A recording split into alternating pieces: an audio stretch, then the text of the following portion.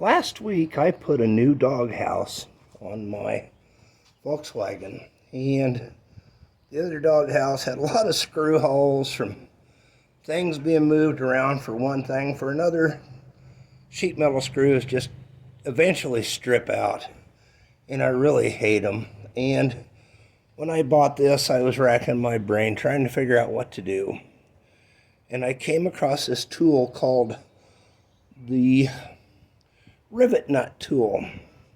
And what it does is it puts a pop rivet into anything I think 1/4 inch thick or below, and it goes in like a pop rivet, and then you unscrew the tool and you have a threaded fitting left over. So I'm going to demonstrate how this works. It's really neat. Well, this is the tool, and I've already decided I'm going to use a 6mm insert.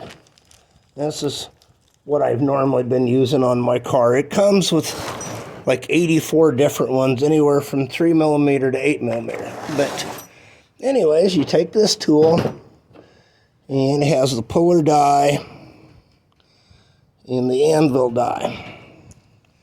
And you want to screw the puller die into the tool till it bottoms out. Now this one's right-handed threads.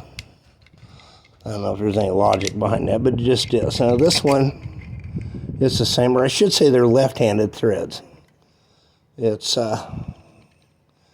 lefty-tighty, righty-loosey. It's weird, but that's the way the tool is designed. Okay, now that that's all the way seated, you take your rivet nut, screw it down. Now what I'm going to do is, I'm going to set one of these rivet nuts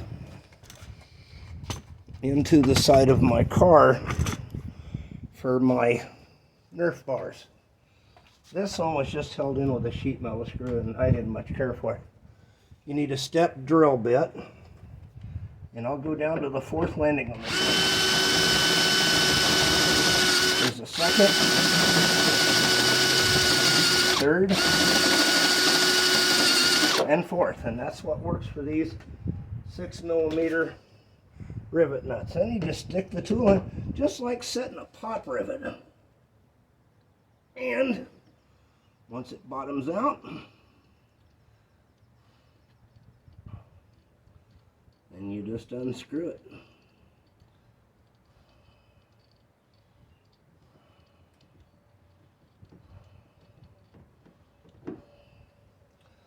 And that makes it so nice and so easy to mount something in sheet metal.